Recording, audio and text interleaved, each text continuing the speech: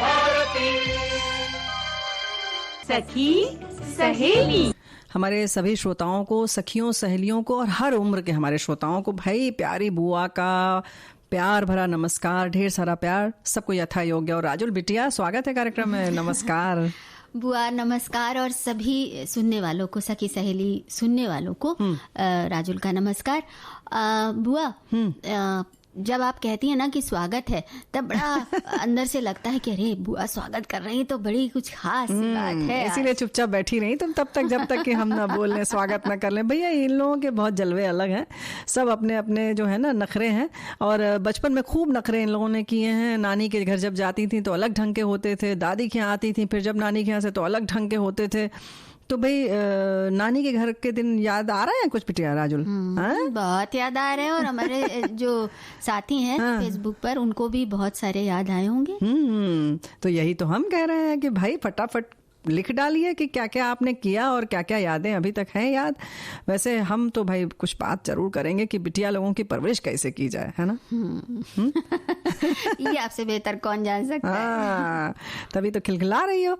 और आज बड़ा खास खास दिन भी है ना, कुछ राष्ट्रीय दिवस होगा राजुल बिटिया, एक कुछ अंतर्राष्ट्रीय दिवस होगा ना, कुछ है? आज है राष्ट्रीय कृमि मुक्ति दिवस और अंतर्राष्ट्रीय स्तर पर दलहन दिवस मनाया जाएगा। तो भाई दलहन क्या होता है ये भी तो समझना पड़ेगा। खा पी तो हम लोग लेते हैं, लेकिन दलहन क्या है ये भी देखेंगे हम लोग, और क्यों मनाते हैं। और आज कहीं घूमने भी ले चलोगी क्या?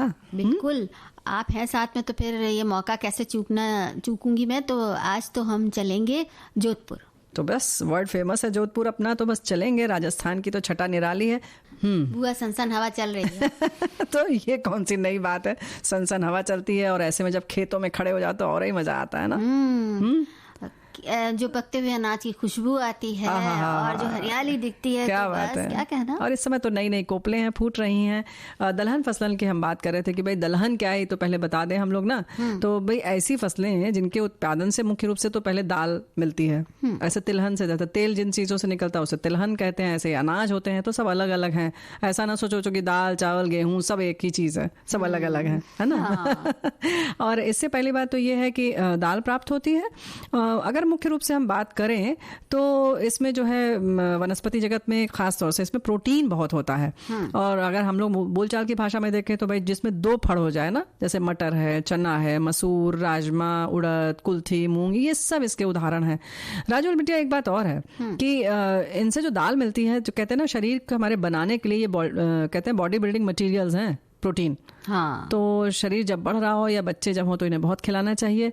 तो जो फसल होती है इनके मुख्य रूप से दाल मिलती है। और इन दलहनी फसलों का मुख्य जो खूबी है ना, वो ये है कि नाइट्रोजन स्थिरीकरण का गुण होने के कारण ये जो मिट्टी की जो उर्वरता जो है उसको बहुत फर्टाइल कर देती है। तो ये बड़ी खास बात है।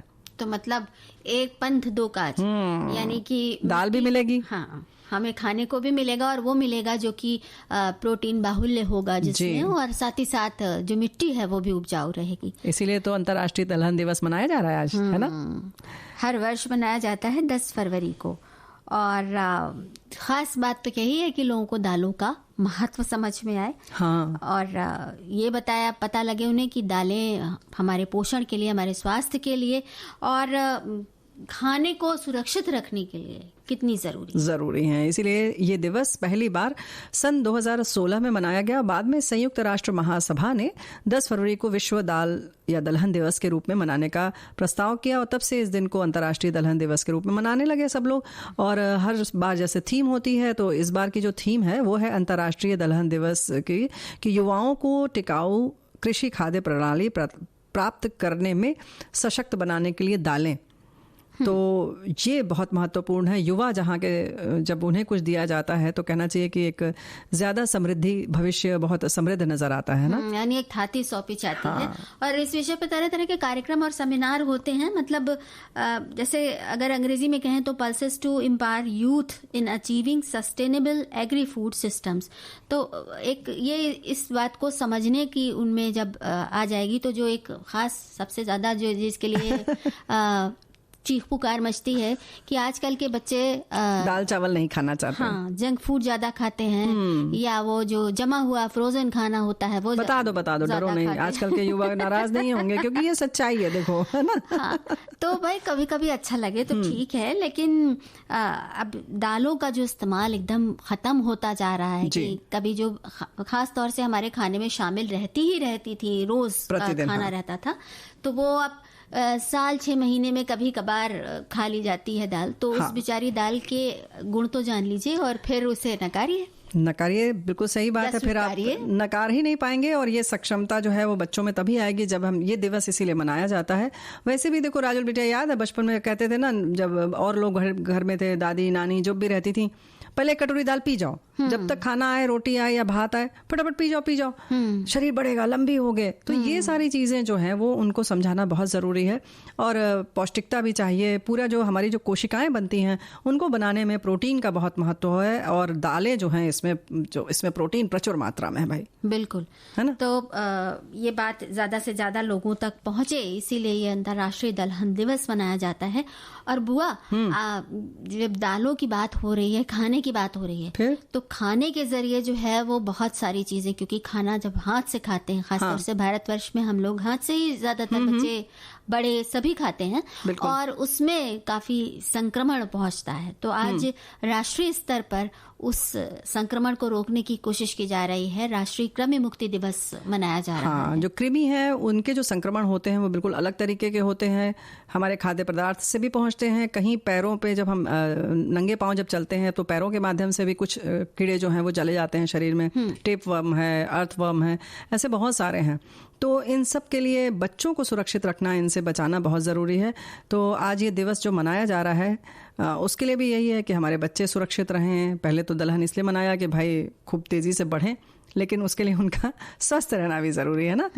तो ये दिवस मनाया जाता है, और इसके पीछे जो खास है कि 10 फरवरी को जब हम मनाते हैं इसको, तो तुम बताओ कि इसमें और क्या क्या करना चाहिए ताकि बच्चों को पता चले। उसके संग संग भारत सरकार ने मनाया तो इसे ज़रूर, छोटी अवधि के दौरान बड़ी संख्या में बच्चों तक पहुंचने वाले बहुत भी जो सार्वजनिक स्वास्थ्य कार्यक्रम हैं, और भी बहुत सारे कार्यक्रम हैं, उन्हीं में से एक है। और विश्व भर में अगर हम देखें तो 836 मिलियन से अधिक बच्चों को परजीवी कृमि संक्रमण का जोखिम है, यानी सब उससे प्रभावित हो ही जाते हैं। और अगर विश्व स्वास्थ्य संगठन की बात कहें तो भारत में इसका खतरा 1 से 14 वर्ष की आयु के बच्चों में बहुत सारे बच्चे हैं, करीब 241 मिलियन के करीब उन्होंने संख्या बताई है। इतने बच्चे जो हैं इस परजीवी आंतकृमि के जोखिम से पीड़ित हो सकते हैं।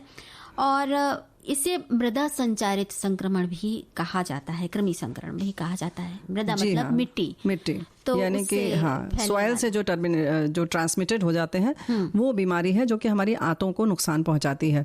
और इस तरह से जैसे ये पतली दस्त होना, ये सब कृमि संक्रमण की वजह से ही होता है। तो हमें इसे बहुत अच्छी तरह से समझना होगा, किन किन चीज़ों का ख्याल रखना है। और जिन राज्यों में ये संक्रमण 20% से अधिक है, उन राज्यों में द्विवार्षिक चरण के आयोजन की सिफारिश की जाती है। मतलब ऐसा नहीं है कि सब जगह बस आप दिवस मना लें, बल्कि इसके लिए बाकायदा कुछ आयोजन किए जाते हैं, कुछ नीतियां निर्धारित की जाती हैं, उन प्रदेशों को चिन्हित किया जाता है जहां पे ज्यादा है। अगर 20% से ज्यादा है तो जाहिर है उसमें द्विवार्षिक जो चरण में इसका आयोजन किया जाता है, उन्हें विशेष सहायता पहुंचाई जाती है, विशेष अभियान चलाया जाता है, हाँ, और जागरूकता फैलाया जाए, उसके लिए विभिन्न आयोजन किए जाते हैं, है ना।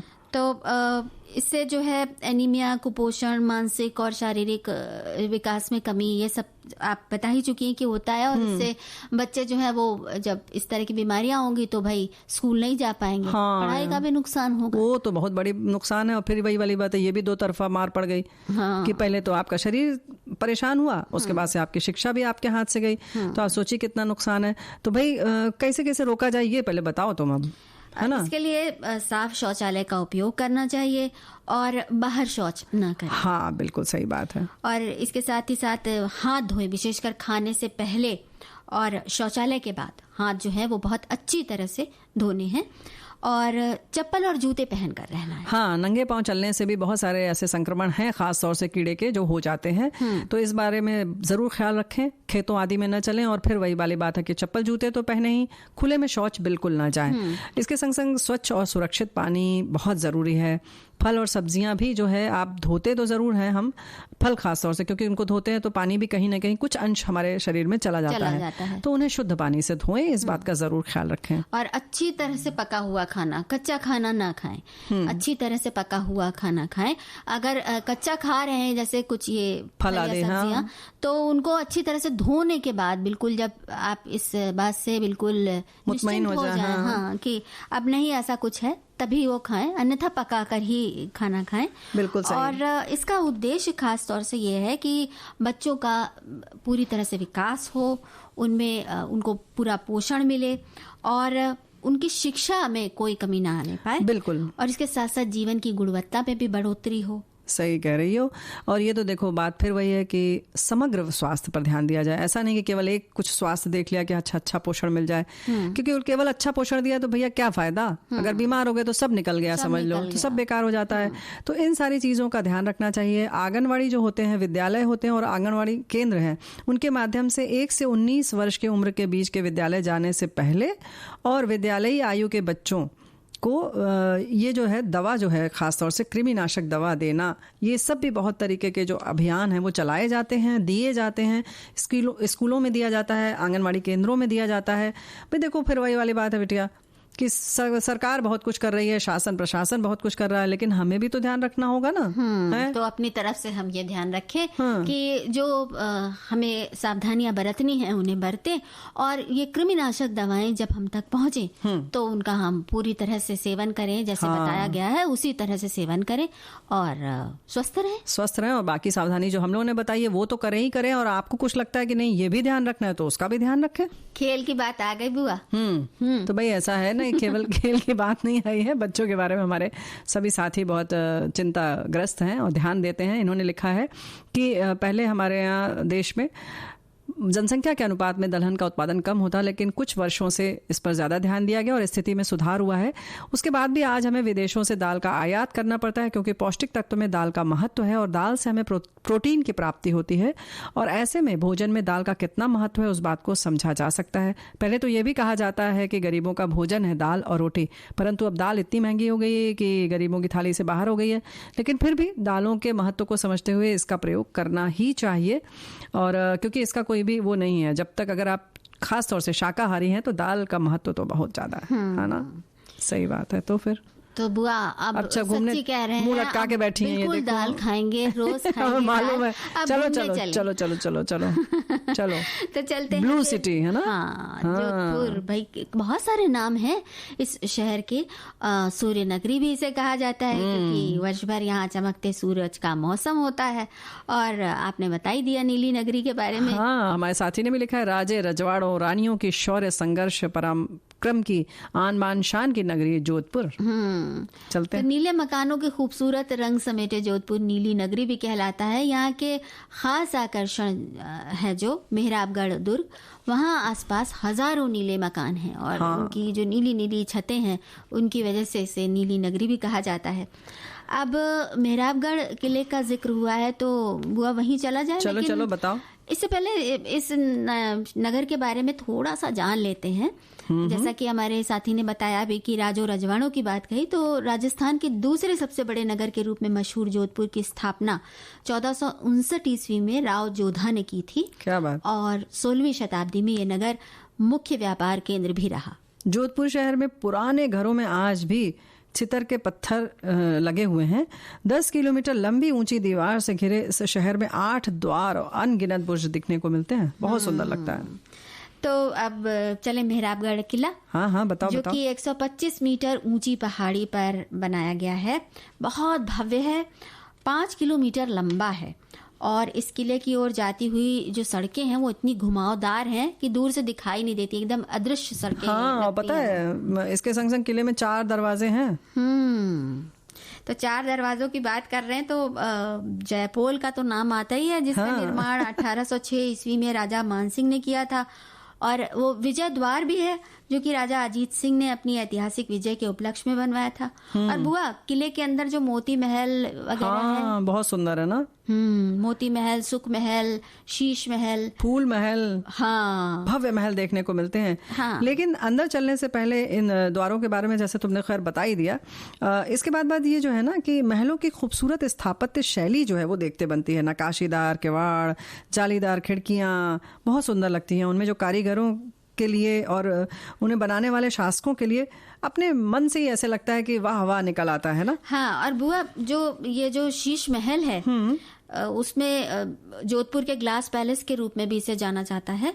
तो ऐतिहासिक वास्तुकला का बिल्कुल ऐसा नमूना है कि देखते ही आ और वाह दोनों एक साथ निकलती है। सही में। क्योंकि छत से फर्श तक डिजाइनदार शीशे से सजाया गया है और इसे 17वीं और 18वीं शताब्दी के बीच महाराजा अजीत सिंह का शयन कक्ष कहा जाता था। तो बहुत खूबसूरत महल बना है ये, बहुत सुंदर है। चलो अब आगे चलते हैं। चामुंडा माता मंदिर है यहाँ पर, एक अति प्राचीन और जोधपुर के सबसे पुराने मंदिरों में से एक है। इसका निर्माण पता है कब हुआ था? 1460 ईस्वी में जोधपुर के संस्थापक राव जोधा जी द्वारा करवाया गया, जो मेहरानगढ़ के जो किले हैं उसके भी बिल्कुल पास में ही स्थित है। जोधपुर में घंटा घर शहर केंद्र में एक शानदार घंटाघर है जिसे महाराज सरदार सिंह ने लगभग 200 साल पहले बनवाया था। टावर से शहर का शानदार मनोरम दृश्य प्रस्तुत होता है। इस भव्य संरचना के आसपास स्थानीय लोग रहते हैं और साथ ही यहाँ बाजार भी लगती है। और वो जो शहर का सबसे ऊंचा बिंदु है, जहाँ पर सबसे ऊंचाई पे जो जगह है, वहां पर बना है उम्मेद भवन पैलेस, जो कि भारतीय और यूरोपीय शैली की वास्तुकला का बिल्कुल ऐसा संगम है ना। बहुत सुंदर बलुआ पत्थर से बना है। और राजा उम्मेद सिंह ने इस महल का निर्माण करवाया था। 1929 में शुरू किया था और ये 1943 में बनकर तैयार हुआ। इस महल में बहुत सारे कमरे हैं और यहाँ पर एक संग्रहालय है जहाँ पुरानी से पुरानी घड़ियां और चित्र ये सभी संग्रहित है। देखा हमने। मंसूरिया हिल्स गार्डन शानदार पिकनिक स्थल है जहाँ की हरियाली आनंदित करती है और 1159 ईस्वी में बनी बाल समंदर झील के आसपास का हरा भरा वातावरण मन को खुश कर देता है। ये झील कृत्रिम है। उद्यान में विचरण करते मोर और सुंदर पक्षी देखने को मिलते हैं यहाँ पर। कितना सुंदर लगता होगा, पक्षी और मोरों के बीच में घूम रहे हैं। अच्छा, जो जोधपुर में जसवंत थड़ा है, इसे राजस्थान का ताजमहल कहा जाता है और ये बहुत मशहूर जगह है। संगमरमर से बना है ये और इस स्मारक को महाराजा जसवंत सिंह की याद में बनवाया गया था। जो संगमरमर है बुआ, वहाँ पर बड़ी खूबसूरत नक्काशी है जो कि मन को मोह लेती है। यहाँ राठौड़ वंश के शासकों के चित्र देखने को मिलेंगे। और एक और वहाँ पे कृत्रिम झील भी तो है, उसका तो बता दो, जिक्र कर दो। कायलाना झील। तो इसका निर्माण हुआ था 1872 में और यहाँ आसपास अलग अलग किस्म के पक्षी देखने को मिलते हैं। जल होगा अच्छा बुआ, देखिए ये कितनी बड़ी बात है कि एक यहाँ रेतीला जगह है बहुत ज्यादा, वहाँ पर भी जल की व्यवस्था का इतना अच्छा इंतजाम करके रखा है। बिल्कुल। और राव डेजर्ट पार्क में अपने बहुत सुंदर सुंदर प्राकृतिक दृश्य देख सकते हैं। देशी पौधों की विशाल नर्सरी है, बहुत तरह के पेड़ पौधे देखने को मिलेंगे। और मंदौर गार्डन जो है वो 8 किलोमीटर दूर है ना, वही वाला तो। हाँ। तो मंदौर जो है मारवाड़ की प्राचीन राजधानी थी। यहाँ पर जोधपुर के शासकों के स्मारक हैं बहुत ढेर सारे। हॉल ऑफ हीरो में दीवार में तराशी हुई बहुत ढेर सारी मूर्तियां हैं। ऊंचे चट्टानी चबूतरे और सुंदर बगीचे यहाँ के खास आकर्षण हैं। बिल्कुल आपको खींच लेते हैं। बिल्कुल खींच लेते हैं।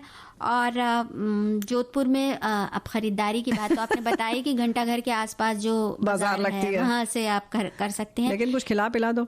अब खिलाते पिलाते थोड़ा सा सामान और खरीद लेते हैं। क्या खास किस्म की गली है जहाँ से चमड़े का जूता, रंगीन कपड़ा, टाई, पॉलिश किया हुआ घरेलू सजावटी सामान, ये सब खरीदा जा सकता है। अरे जो जूता बोल रहे हो ना, वो तो इतना रंग बिरंगा कि आप जो कपड़ा दे दें उसी रंग का तुरंत काढ़ के दे देते हैं। बहुत सुंदर लगता है। पगड़ी भी मिलती है खूब रंग बिरंगी और बांधनी वाली।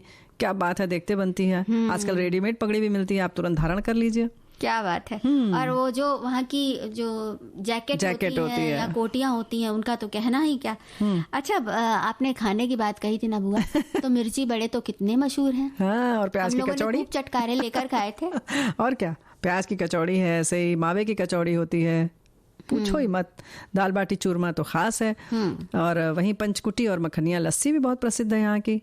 सबको खाना ही चाहिए। हम लोग तो खा चुके भाई, आप लोग ज़रूर खाइएगा जब जाइएगा।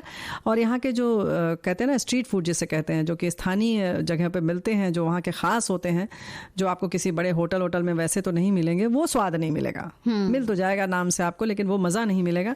तो वो आप ज़रूर हर जगह जहाँ भी जाएँ वो जाना ही चाहिए। लेकिन अगर हम जोधपुर की बात करें तो पाल रोड और सरदापुरा फूड स्ट्रीट के लिए प्रसिद्ध है, यहाँ ज़रूर जाएँ आप, है ना। इसके संग संग एक बहुत ज़रूरी चीज़ है, वो कर लो। हाँ भाई, अगर जोधपुर आए हैं हाँ। तो ऊंट की सवारी तो बहुत जरूरी है, और ऊंट की सफारी भी है यहाँ पर। तो आए तो भाई ऊंट की सवारी जरूर करें, वरना तो जोधपुर की यात्रा अधूरी रह जाए। हाँ, लेकिन ऊंट से जुड़ी हुई बहुत सारी लोगों की यादें भी होती हैं। कुछ लोग बहुत देख के डरते हैं, क्योंकि जिस समय वो उठता है तो कैसी अतड़ियां वतड़ियां सब इधर हिल डुल जाती हैं, पूरा लगता है कि आप समंदर के अंदर है, पूरा समंदर मंथन हो गया आपके पेट के अंदर। ओहो, तो तैयार रहिएगा उसके लिए। लेकिन वो भी एक अलग ही आनंद है, बिल्कुल आनंद होता है। और बुआ, ऊंट की समझदारी के भी तो बड़े किस्से मशहूर हैं, बहुत ज्यादा, क्योंकि जो ये जीव है ये रेगिस्तान में कितने मीलों, कितने दिन तक बिना खाए पिए लेकर जाता है। भाई रेत का जहाज इसीलिए तो कहते हैं और यातायात का कैसा तो साधन है ये, क्योंकि इसको पानी बहुत दिनों में पीने की जरूरत पड़ती है। तो जाहिर है कि जहाँ पानी की कमी है वहां पर ये आने जाने के लिए, आवागमन के लिए बहुत सुविधाजनक है ना। और इनके पैर देखो प्रकृति ने कैसे बनाए हैं, जो बालू में आराम से चल सके, रेत में, है ना। तो भाई ये तो है ही कि जहाँ पर जिस चीज की बहुलता होती है उसी के हिसाब से विशेषता अपने आप ही विकसित हो जाती है। जैसे कि हमने जोधपुर को ही देखा कि वहाँ पर रेत की बहुलता है, लेकिन एक विशेषता जो रंग बिरंगापन है, जो जीवंतता है, वो अपने आप विकसित हो गई। कैसे खिलकर आता है, जब निखार आता है, जब खूब लाड़ दुलार के बीच में कोई पलता बढ़ता है। जैसे कि ये जो गाना हम सुन रहे थे, इसमें जो अभिनेत्री है कितनी खुशी खुशी सब भाइयों के बीच में कूद रही है ना।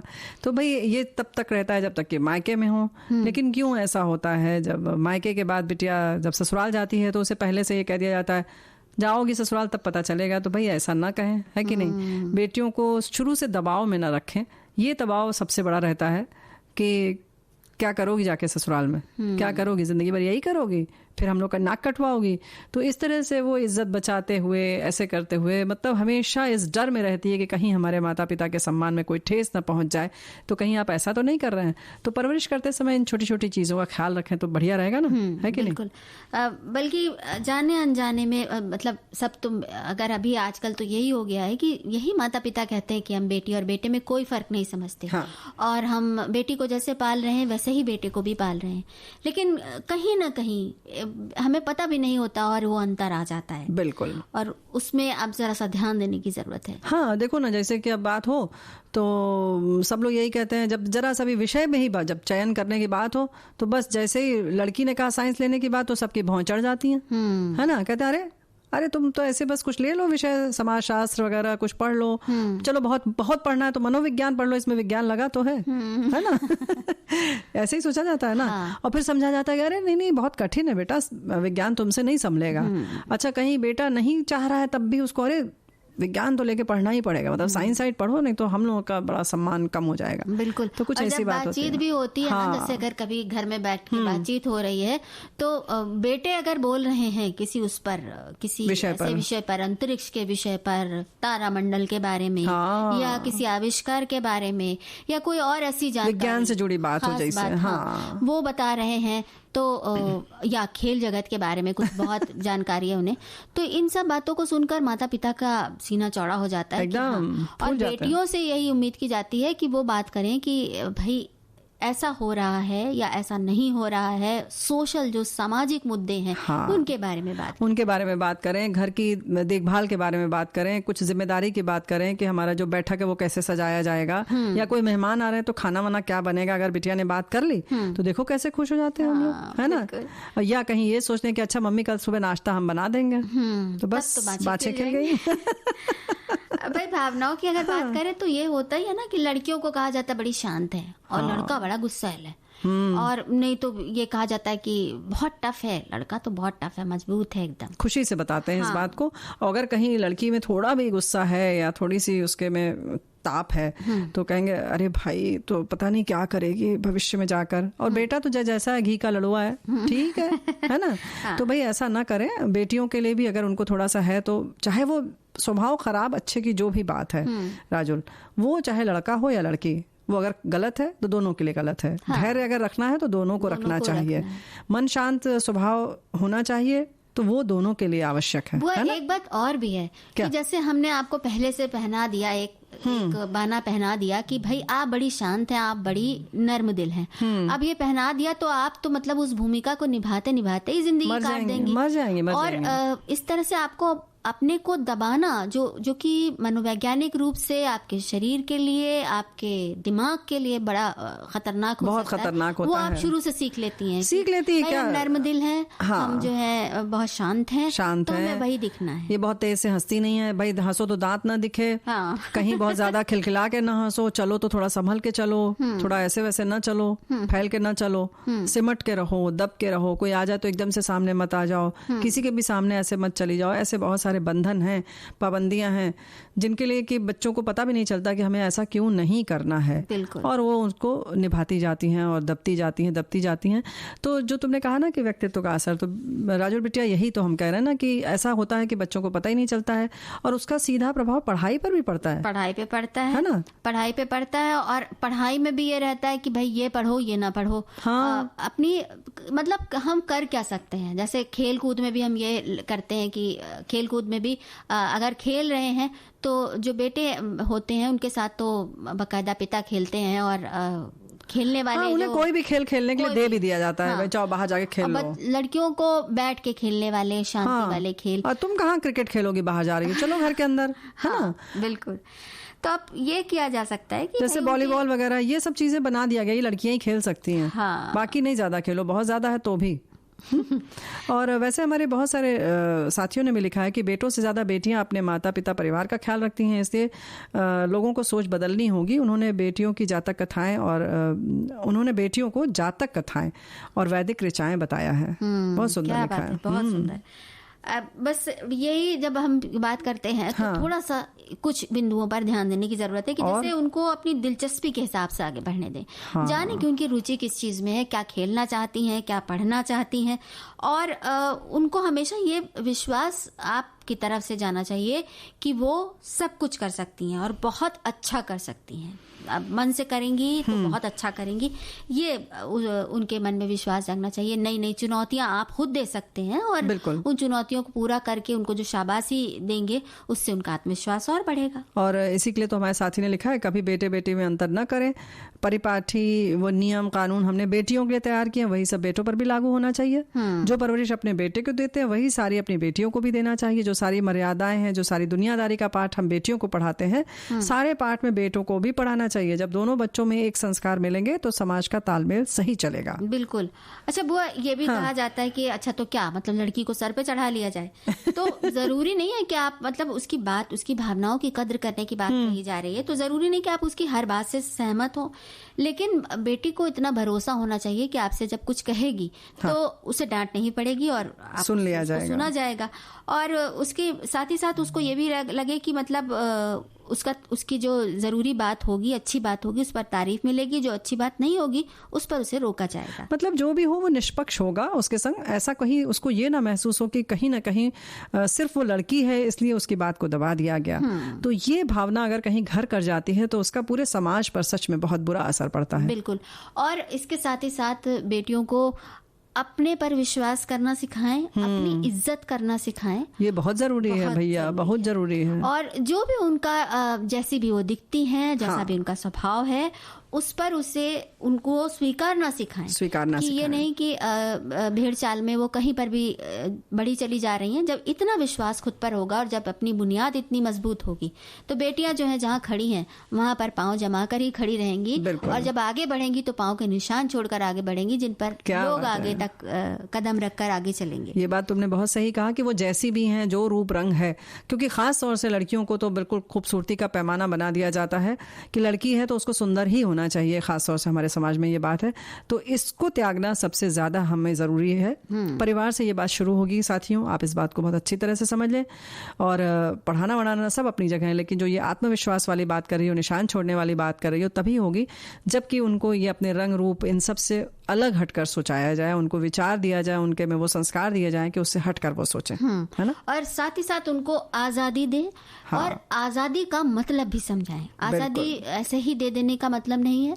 आजादी दी है तो उस आजादी का मतलब भी बताएं कि वो अपने निर्णय लेने के लिए स्वतंत्र हैं, वो अपने विषय चुनने के लिए स्वतंत्र हैं, वो जीवन में आगे बढ़ने के लिए स्वतंत्र हैं, लेकिन इस आजादी का गलत फायदा नहीं उठाना चाहिए। हाँ, तो भाई यही हम कह रहे थे कि ये तो वर्ड फेमस है कि प्रतिभा को भी मौका मिलना चाहिए। प्रतिभा? कौन प्रतिभा? अरे बिटियों में जो भी प्रतिभा हो, यानी जो भी उनके में कुशलता हो, जो भी अच्छाई हो, ड्रामा सीखना चाहे, चाहे खेले चाहे कूदे, सब मौका दो उन्हें। और उसके संग संग भाई एक बात और है, आजकल जो ये बड़ा गड़बड़ है ना, यौन शोषण मामला उसमें थोड़ा बिल्कुल जागरूक कर दें इस बारे में, और ताकि वो कहीं भी जाए, चाहे वो भले अपनी नानी के घर जाएं, खुश रहें और बची रहें इन सारी चीजों से, है ना। क्योंकि वहां भी आस पड़ोस के लोग होते हैं और ये परिवार में भी चीजें होती हैं। तो नानी के घर की बात आ रही है तो राजुल बिटिया, बहुत सारे लोगों ने बहुत कुछ लिखा है। एक जने ने बड़ा अच्छा लिखा है, किट्टू शब्द कुछ लिखा है, ये लिख रही हैं, मुझे याद है कि मेरी नानी के घर में घी बनते थे और उसमें से किट्टू भी बनाते थे, और मुझे इसकी हिंदी वर्ड नहीं पता है, बट गुजराती में किट्टू बोलते हैं, और वो मेरे नानी की स्पेशलिटी मेरी मम्मी भी नहीं बनाती हैं। लोग ये बड़ा गड़बड़ किया इन्होंने। बहुत शिकायत होती है कि नानी ऐसा करती है, तुम ऐसा नहीं करती हो। जाने दो राजुल बिटिया, चलो आगे बढ़ो, और लोगों ने जो जो लिखा है यादें बताओ। हाँ, एक संदेश है, बचपन में पहुंच गई। हाँ। मेरे नाना 6 भाई थे, संयुक्त परिवार था, मैं पहली नाती हूँ। इस नाते मुझे बहुत लाड प्यार मिला और मेरे कारण मामा लोगों को बहुत डांट पड़ती थी, चोरी छुपे आइसक्रीम चाट पकौड़ी खिलाने के कारण। हाँ। बताइए। एक मौसी रगड़ रगड़ कर नहला देती थी तो दूसरी मौसी श्रृंगार कक्ष में ले जाकर भरपूर श्रृंगार कर देती थी। ये तो भाई बहुत होता है, और जब पहले बच्चे हों तो उसका मजा ही अलग होता है। बच्चों को तो मजा आता है, उससे ज्यादा तो घर वालों को मजा आता है ना, खासतौर से मौसी मामा इन सब का, है ना। और ननिहाल का नाम आते ही कितने सारे रिश्ते जीवंत हो जाते हैं। इस शब्द को सुनते ही नाना नानी मौसी मामा सबका दुलार याद आ जाता है। हमारा तो जो है ना ननिहाल बिल्कुल गांव में है, जहां आज भी कृषि कार्य होता है, लेकिन बचपन में जब जाते थे तब मामा के साथ ऊंट की सवारी, मिट्टी के घर बनाकर खेलना, मौसी के द्वारा खेलों में से तरबूज को बेल से तोड़कर, पेड़ से मारकर, फोड़कर हमें खिलाना, फिर नानी के हाथ की चूल्हे की रोटी जिसमें इतना घी कि पूछो मत, हांडी में गर्म किया हुआ दूध पीकर फिर रात को बाहर खाट पर तारों को देखते हुए सोना, मौसी से कहानियां सुनना कभी नहीं भुला सकते। क्या बात है, नानियों का दुलार और ननिहाल का प्यार तो भाई भुलाए नहीं भूलता है। एक संदेश है, नानी का घर याद करते हैं, बहुत सारी बचपन की बातें याद आ गई। हमारा बचपन नानी के घर में ही बीता, नानी के आंचल के छांव तले। आज हम जो कुछ भी सीखा, पढ़ाई, जिंदगी का सलीका, वो सब हमारी नानी का ही कृपा प्यार है। उन सुनहरे समय के वर्णन के लिए मेरे पास शब्द ही नहीं है, बस मन भावुक हुआ जा रहा है अपनी ममतामयी माई को याद करके। ऐसा नहीं, मेरे मामा मेरे नाना सभी प्यार करते थे, आज भी सभी हैं, आसपास हैं, पर वो दुलार, वो लाड़ नहीं है जो माई के पास था। नानी मेरी पढ़ी लिखी नहीं थी, पर हिंदी फिल्मों की बेहद शौकीन थी। वो फिल्मी गाने, रेडियो सुनना, सब विरासत में मुझे नानी से ही मिला है। मदर इंडिया उनकी फेवरेट फिल्म थी और नरगिस के कैरेक्टर को बहुत पसंद करती थी। औरत हो तो ऐसी हो, बहुत हद तक मेरी नानी वैसी ही थी। हम भाई बहन नानी को आज भी बहुत मिस करते हैं, वो हमारी माँ थी। भाई आपकी बातों से तो लग रहा है कहीं ना कहीं हम भी मिस करते हैं, है ना, काश होते। तो भाई आज नानी के घर की बातें होंगी। तो ये 5 वर्ष की उम्र में पहुंच गए और लिखते हैं कि सन 1963 था जब मैंने होश संभाला। बचपन से ही नानी के घर जाते थे और सिलसिला लगातार 1977 तक चला। प्रतिवर्ष स्कूल में गर्मी की छुट्टी के बाद ननिहाल चले जाते थे, प्यार मिलता था। मोहल्ले में मेरे ननिहाल का घर था, उस घर के थोड़ा सा आगे तालाब था, हम लोग उस तालाब में नहाने जाते और वहाँ मोहल्ले की महिलाएं कपड़ा भी धोती थी। कहानी मुझे आज भी याद है, जब मैं ननिहाल जाता था तो मेरे मामा जी मुझे महीने में 3-4 फिल्में दिखाते थे। उसी का असर है कि मैं फिल्मों का दीवाना हो गया, संगीत का दीवाना हो गया, रेडियो का शौकीन हो गया, और शौकिया गायक भी हूँ, शौकिया लेखक भी हूँ। एक बात और याद आ रही है, नानी घर में उड़द की दाल, चावल और भिंडी की सब्जी बहुत बढ़िया बनती थी। उसका स्वाद मैं आज तक नहीं भूल पाया हूँ। और संयोग से आज राष्ट्रीय दलहन दिवस भी है। बधाई हो आपको भाई, बहुत बहुत बधाई। तो ऐसी यादें ताज़ा होती हैं। अब ये है कि नानी का घर वो घर जहां हम बच्चों को हमारी माँ के नाम से जाना जाता है। ये बड़ी खास बात होती है। सही बात है। आज भी यही कहा जाता है कुक्कू जीजी की बेटी है। क्या बात है। क्या दिन थे वो भी। हम एक साथ रहते, एक कमरे में ही उधम मचाते, लड़ते खाते सोते। तब टीवी का इतना चलन नहीं था तो कुछ अलग ही मस्ती थी। लड़कियां दिन भर रेडियो या टेप रिकॉर्ड पर अपनी पसंद के गीत सुनकर डांस करती या अंताक्षरी खेलती या ताश खेलते सब मिलकर। एग्जाम्स खत्म होने के बाद नानी के यहाँ जाना मतलब खुद को आगे की क्लास के लिए रिचार्ज करके लाना। सुहानी यादें। बुआ नानी के साथ ये मस्तियां भी तो याद आती हैं। बिल्कुल, सारी मस्तियां तो होती ही हैं और हमारे बहुत सारे साथी ने बहुत तरह तरह से अपनी भावनाएं व्यक्त की हैं। एक ने तो भैया कविता लिख डाली, ये तो वर्ड फेमस है कि जब बातें ऐसी होंगी तो कविताएं अपने आप बाहर आएंगी। 4 लाइन है, सुन ले रहा है, बहुत सुंदर लिखा है। इन्होंने लिखा है कि हमने लिख डाली फर्स्ट पोयम इन हिंदी। अब देखो पोयम इन हिंदी इन्होंने लिख दिया, सब मिक्स कर रहे हैं ये। वो नानी दादी का घर, वो अनलिमिटेड खुशियों के पल, वो क्रीम रोल की मस्ती, वो दिन भर की मटर कश्ती, वो झूले पर झूलना, वो झूले पर झूलना और हैंडपंप से नहाना, वो नानी दादी का दुलार और साथ में दादू नानू का प्यार। वो अनगिनत यादों में से क्या चुने हम, क्योंकि वो समय ही हमारी जिंदगी में है सबसे अहम।